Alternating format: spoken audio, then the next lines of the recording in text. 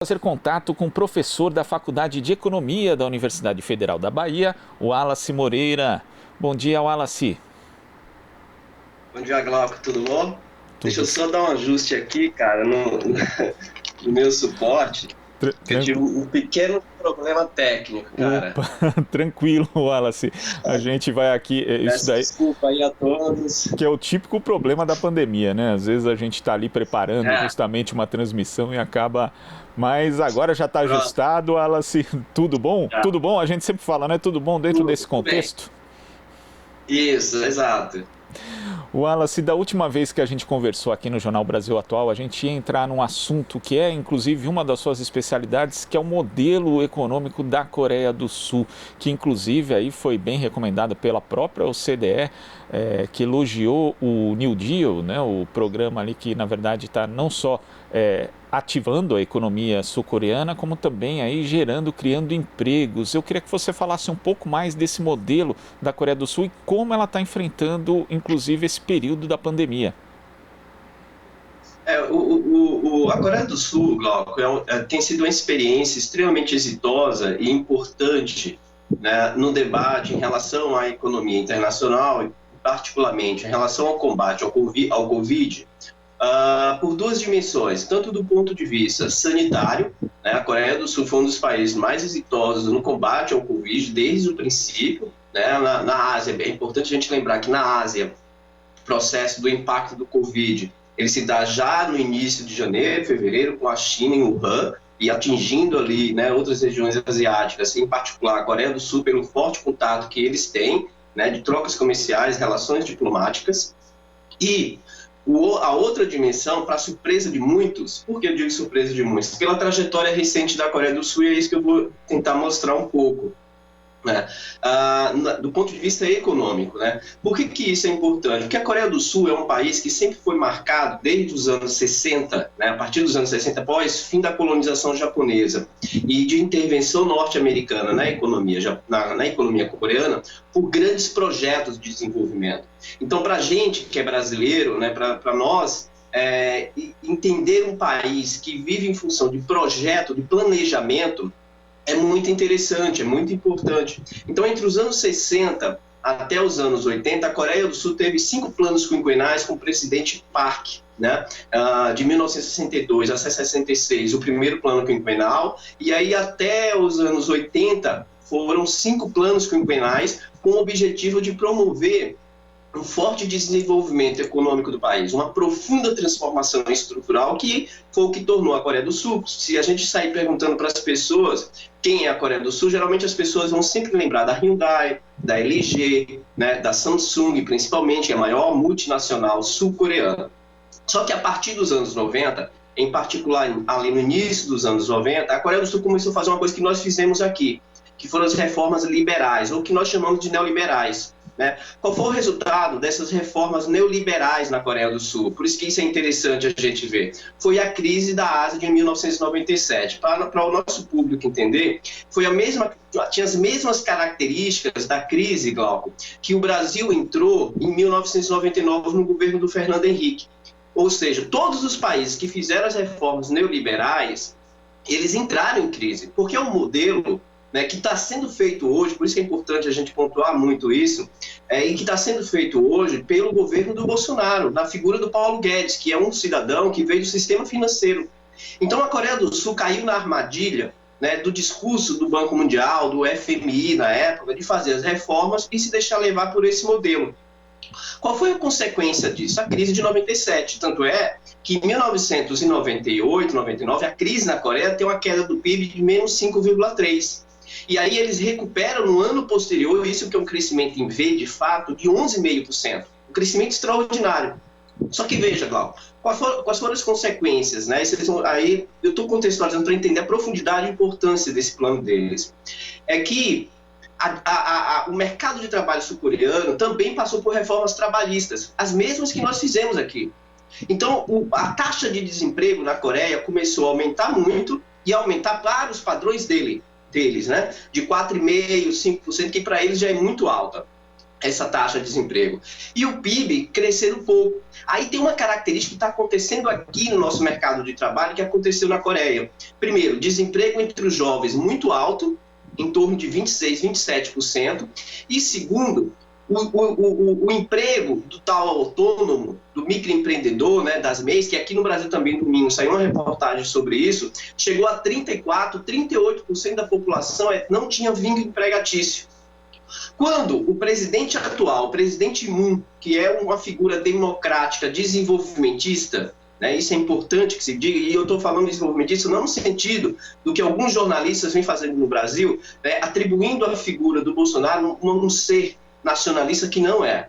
O Bolsonaro tem de tudo menos ser um nacional desenvolvimentista. O presidente Moon, né, teve como plataforma de campanha eleitoral dele, em 2017, que ele ganhou a eleição, a retomada do emprego e dos direitos trabalhistas.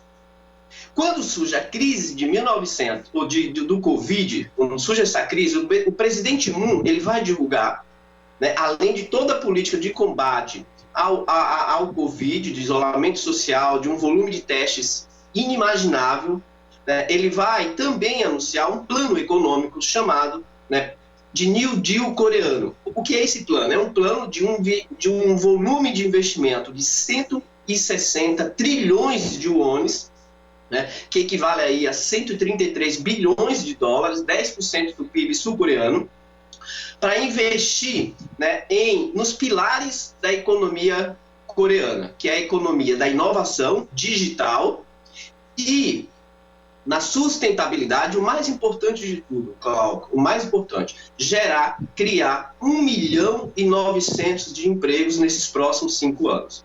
E um dos setores fundamentais para criar um emprego é justamente o setor público. E aí a gente tem que fazer uma diferença, porque o termo New Deal vem muito do New Deal dos Estados Unidos, pós-crise de 29.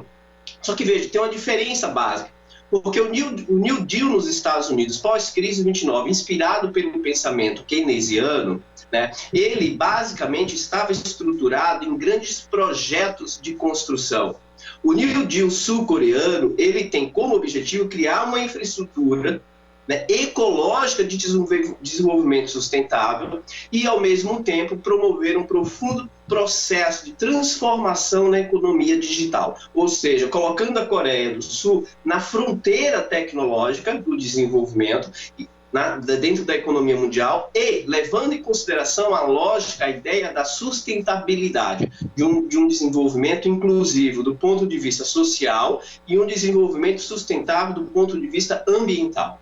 Né? E isso chamou a atenção do mundo, porque, de fato, eu acompanho a Coreia com muita aproximação, porque minha tese de doutorado foi sobre a Coreia, desde então eu estudo a Coreia, né? E isso botou a Coreia num patamar muito diferente de outros países que vêm acompanhando o mundo. E o Wallace, você destaca, né, que na verdade a Coreia do Sul vivia aí os impactos negativos de reformas liberalizantes. E a partir daí teve todo um planejamento estatal, na verdade, com maior participação do Estado nos investimentos públicos, com um papel mais ativo, inclusive justamente para aquecer a economia e mudar a infraestrutura do país. Mas aqui no Brasil, por exemplo, a gente está fazendo o caminho oposto, na verdade, né? Porque tivemos já os impactos das reformas liberalizantes e estamos aprofundando esse caminho. São dois caminhos bastante opostos e os resultados daqui também não devem ser promissores, não? Então, na verdade, veja, para vocês verem como que ter planejamento ele é um fator relevante para as trajetórias de desenvolvimento. O Brasil, até os anos 80, estava à frente da Coreia do Sul, à frente. Nós estávamos no estágio de desenvolvimento aqui e a Coreia aqui. Só que a Coreia manteve a sua trajetória de planejamento e ultrapassou a economia brasileira. Né? E com o plano New Deal e as reformas que foram feitas na Coreia no período recente, mais uma vez a Coreia tem dado lição, né, de como que é importante ter planejamento e entender que o Estado ele é o fomentador do investimento, através de dinamizar o investimento público, proteger seu mercado de trabalho, proteger os seus interesses nacionais. O Brasil está indo no caminho inverso. Porque, veja, na última entrevista que eu falei contigo, eu falei para você da dificuldade, da ideia, da cabeça do Paulo Guedes de uma recuperação em V. Né? Do ponto de vista gráfico, pode ter uma recuperação em V? Pode, mas do ponto de vista real, nós não teremos, por uma questão básica. O Brasil vem de uma crise desde 2014, com taxas de desemprego negativo, ou com taxas de crescimento econômico negativas, né, muito baixo, e agora negativa. É um baque muito grande. Qualquer crescimento irrelevante vai dar uma subidinha na curva. Só que, do ponto de vista dinâmico, o mais importante nós não estamos fazendo, que é o investimento, alavancar o investimento, inovar, né, retomar o nosso crescimento industrial. O que a Coreia está fazendo é refortalecer as suas estruturas produtivas, principalmente visualizando, né, o potencial de concorrência da economia chinesa, que é um país vizinho ali na Ásia. A economia chinesa, né, as proporções do investimento e das transformações que a economia chinesa atravessa são extraordinários, são elementos extraordinários. E a Coreia do Sul está olhando para o mundo e está investindo. O Brasil, na figura do Paulo Guedes e do Bolsonaro, eles não têm essa perspectiva porque simplesmente acreditam numa perspectiva de livre mercado limitada, em que as reformas por si só, né, promovem a transformação do país. E nós, né, já vivemos essa experiência de reformas durante os governos do Fernando Henrique, quebramos em vários momentos, né, tivemos a crise de 99, tivemos a crise de 2001, 2002, né, naquela transição ali do período do Fernando Henrique para o Lula, e agora no período Temer, desde o Temer e com o Bolsonaro, o Brasil não cresce. Nós estamos com um mercado de trabalho extremamente delicado a situação, né? Saiu as taxas de desemprego, batemos mais recorde. A única coisa que nós estamos batendo recorde são indicadores sociais péssimos no país. Então, quando a gente olha para a experiência da Coreia do Sul, em que eles pegam desses 160 trilhões, 58 trilhões, para jogar em projetos de acordos digitais, 74 trilhões para jogar em economia verde, veja, 30 trilhões para segurança social protegendo o emprego, é uma lição que eles estão nos dando, não só a nós, para criar 1.900.000 de emprego, mas também dando exemplo para o mundo. Por quê? A OCDE, Glauco, lançou um relatório agora de revisão do PIB mundial na quinta, sexta-feira passada, e o principal momento do discurso, do anúncio na quinta-feira da OCDE foi: não é o momento, né, de se pensar em fazer ajuste fiscal. É um momento de tentar salvar a economia, de gerar empregos. E aí, o nosso ministro da Economia está com um discurso, assim como seus assessores, em todas as entrevistas, dizendo que o próximo ano vai ser um ano de forte ajuste fiscal.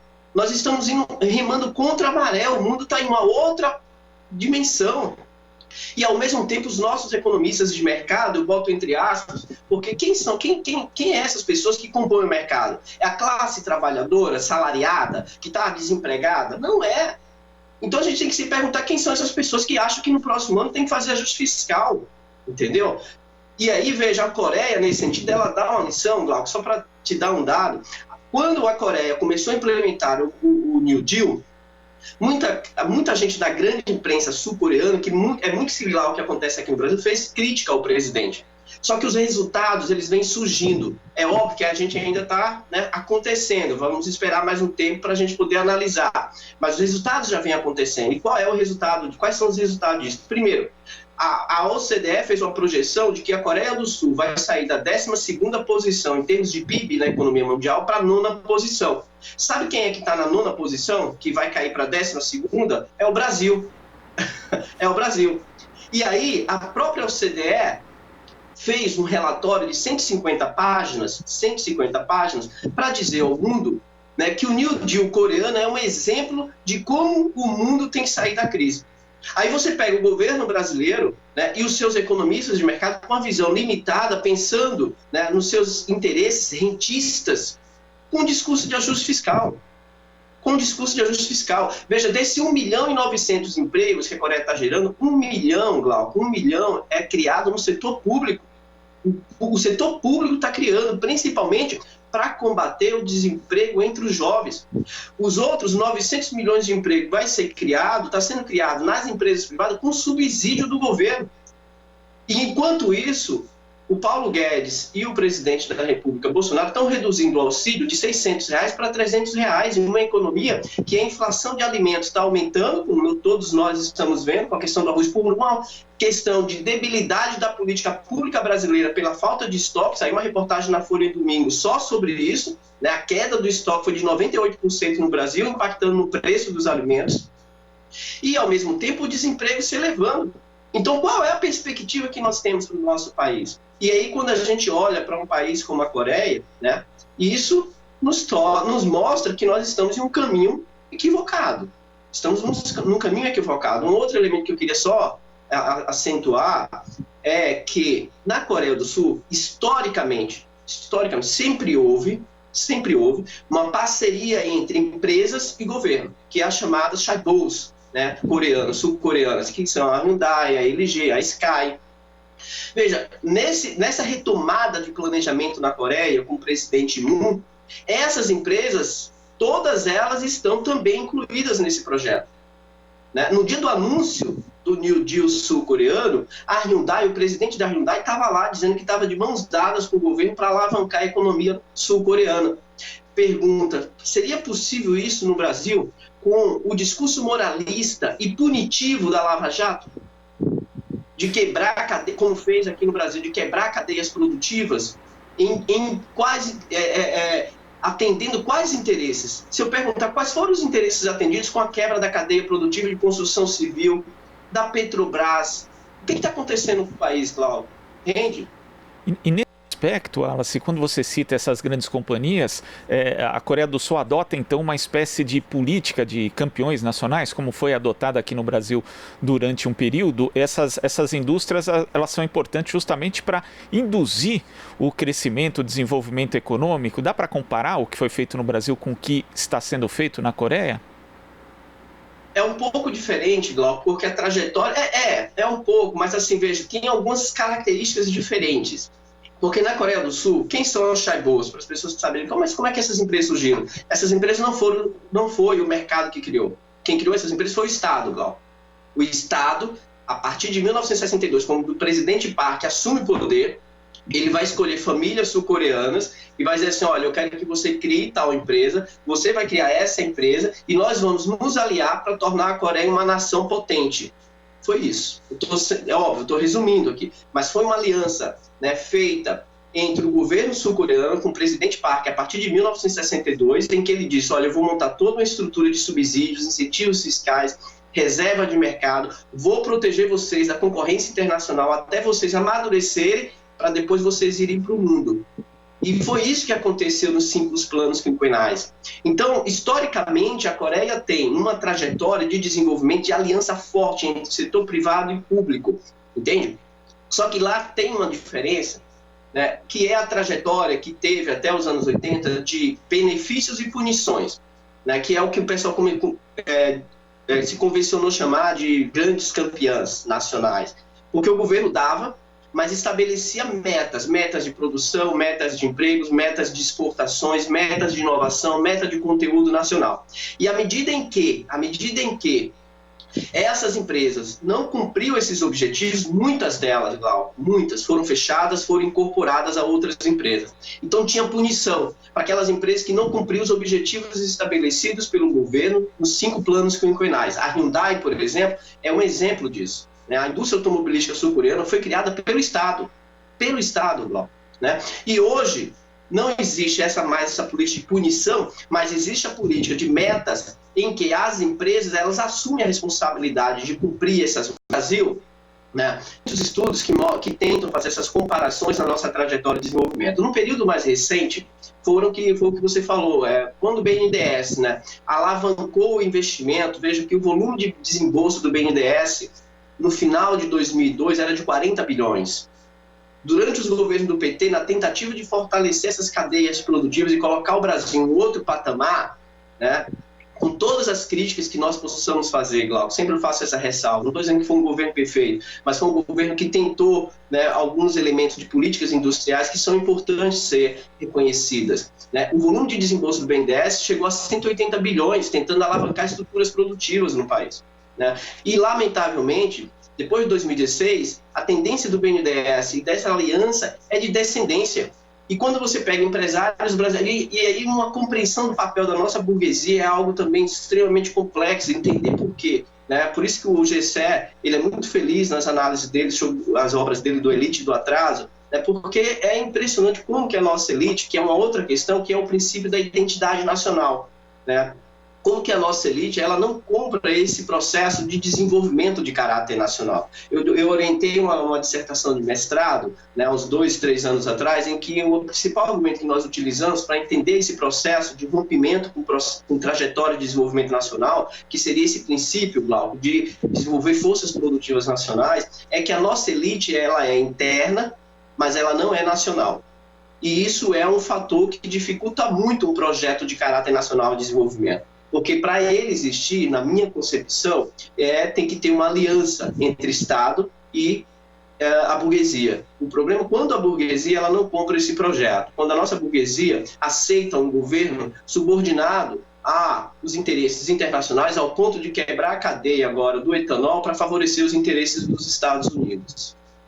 E quando a gente vê essa questão da burguesia, justamente de um governo que age nesse sentido que você ressalta, Wallace, a gente lembra também, por exemplo, do papel de empresas estatais mesmo, né? Da Petrobras, por exemplo, ali durante boa parte do governo Lula, servindo na prática como indutora do desenvolvimento, do crescimento, estimulando os setores da economia, até fazendo ressurgir a indústria naval brasileira. E hoje o governo, na verdade, quer as estatais desconectadas de qualquer tipo de planejamento nacional, agindo como se fossem empresas privadas, mas empresas privadas predatórias, inclusive, né? Totalmente fora de qualquer planejamento que se possa fazer da economia. É uma diferença muito grande nesse aspecto também, né, Wallace? Demais, porque assim, veja, a Coreia não tem, por exemplo, se você pegar a realidade da economia chinesa, a economia chinesa tem muitas estatais, tem em torno de 90, 95 empresas estatais essenciais para a trajetória. Tanto é que o presidente Xi Jinping, essa semana passada, anunciou uma intervenção nas empresas para organizarem as suas condições de competitividade diante de uma nova era, principalmente por causa das sanções dos Estados Unidos. Queria só abrir uma aspa, aqui um parênteses, Guilherme. As sanções dos Estados Unidos contra a China, né, mostra muito nítido que não existe livre comércio, que não existe essa questão de idealista de que o mundo tem que ser livre comércio. Os Estados Unidos estão mostrando claramente que a ideia é uma guerra de destruir outros países, é isso que eles estão tentando fazer com a China. E o Xi Jinping foi muito inteligente no que ele está fazendo, né? Aqui no Brasil, nós temos, aí veja, por que eu estou pontuando isso? Porque na Coreia a gente não tem a presença maciça de estatais, mas as empresas privadas, elas são aliadas do Estado, né? Elas não são empresas desvinculadas do Estado, elas vivem em função e aliadas ao Estado. Historicamente, foi assim que aconteceu e é assim que acontece. No Brasil, nós temos estatais essenciais, como você citou, a Petrobras é uma empresa estatal extremamente relevante para a nossa trajetória de desenvolvimento. Foi criada em 1953 por Vargas para essa finalidade, como também o BNDES foi criado em 1952, 53 pelo Vargas, para essa finalidade em financiar um investimento de longo prazo. Né? O investimento de longo prazo, que a rentabilidade futura é altamente arriscada. O setor privado, né, pela incerteza futura, tem seus motivos para não fazer esse investimento. O suporte do Estado é para quebrar com essa lógica. E a Petrobras fez isso, garantindo demanda para setores, como você falou, de encadeamentos essenciais. E como foi importante isso? Com uma política de investimento. A semana passada, né, a Petrobras anunciou um volume, uma trajetória de desinvestimento até 2025, ou seja, o que significa esse desinvestimento? É quebrar ou diminuir a estrutura produtiva da empresa, o que significa dizer que as empresas cadeias correlacionadas vão ter uma queda da sua demanda, ou até mesmo nós vamos ter aí um processo de desnacionalização do setor que já vem acontecendo desde a queda ou desde a ascensão do Temer ao poder, entendeu? Então, a figura e a presença da Petrobras e das estatais no Brasil são essenciais, né, para a gente retomar e pensar em estruturas produtivas no fortalecimento da indústria nacional. Né? Eu queria só pontuar uma coisa, Glauco, se você me permitir, coisa rápida, né, é sobre o impacto do New Deal na Coreia do Sul. Veja o que é uma coisa interessante para dizer assim, será que o New Deal está dando certo na Coreia? Quando chegou em maio, a taxa de desemprego na Coreia, né, ela era 4,1%, eu estou falando 4,1% de desemprego, Glauco, que era sonho para a gente aqui. E ela chegou em 4,5% em maio, né? Então, início da crise era 4,1%, em maio bateu o pique 4,5%. Quando foi agora em agosto, a taxa de desemprego caiu para 3,1%. Aí você pode me perguntar, mas como é que ela pode ter caído para 3,1% se o PIB deles no segundo trimestre desse ano caiu por menos 3,3%, que foi uma das economias que menos sofreu, que apresentou uma taxa menor, né, de queda no segundo trimestre no mundo. Por isso que a OCDE coloca a Coreia como exemplo para o mundo. Porque o mercado interno, com a política do governo, está dinamizando. O crescimento da Coreia só não foi maior, a recuperação, porque o setor externo ainda está impactado. E como a Coreia, 40% da sua demanda agregada, do seu PIB, são as exportações, né? Enquanto o mundo não se recuperar, o crescimento da Coreia ainda vai ficar comprometido. Mas veja que o mercado interno sul-coreano, ele está se recuperando graças ao New Deal do governo. Veja que o desemprego caiu para 3,1%, Glauco. A gente está falando de um país, de um mundo que está em crise. E os caras têm uma taxa de desemprego de 3,1%, porque o governo está intervindo com políticas públicas responsáveis para criar uma proteção social e proteger o emprego. E aí, o relatório da OCDE é o seguinte título: Coreia do Sul, uma estrela em ascensão. É o exemplo para o mundo. E aí a gente economia em todas as dimensões, Glauco, em todas as dimensões. Nós olhamos para o Brasil em relação ao impacto da Covid, nós somos uma vergonha. Em relação ao impacto ambiental, pior ainda. E em relação ao combate ao desemprego, é uma outra dimensão triste. Se for falar de corrupção, né, eu não gosto muito de entrar nessa questão do discurso de corrupção, porque às vezes cai muito no moralismo. Mas, como esse povo sempre se sustentou com esse discurso moralista, está aí para a gente ver, né, uma família ligada ou denunciada, associada à milícia. Pois é. Wallace, eu queria agradecer muito aqui a sua participação no Jornal Brasil Atual e até a próxima. Eu queria agradecer, Glauco, mais uma vez. Peço desculpa aí pelo pequeno problema técnico no início. Imagina. E se você me permite, eu queria só fazer um convite aqui para as pessoas que quiserem conhecer mais a Coreia do Sul. Eu dou um curso EAD sobre a Coreia, né, e sobre as economias asiáticas com o professor Paulo Gala, da FGV. É um curso que está disponível lá no blog do Paulo Gala. Então, quem tiver interesse em conhecer um pouco a Coreia do Sul, pode entrar lá. E quiser entrar em contato comigo também, pode entrar, que a gente pode conversar um pouco sobre a Coreia do Sul, sobre a economia asiática. Para mim é sempre um prazer poder falar dessas experiências para a gente ter uma dimensão de que existe alternativa de desenvolvimento, que não é essa que está sendo apresentada para o Brasil. Sem dúvida. Conversamos aqui com o professor da Faculdade de Economia da Universidade Federal da Bahia, Wallace Moreira. Você está ouvindo Jornal Brasil Atual. As notícias que os outros não dão.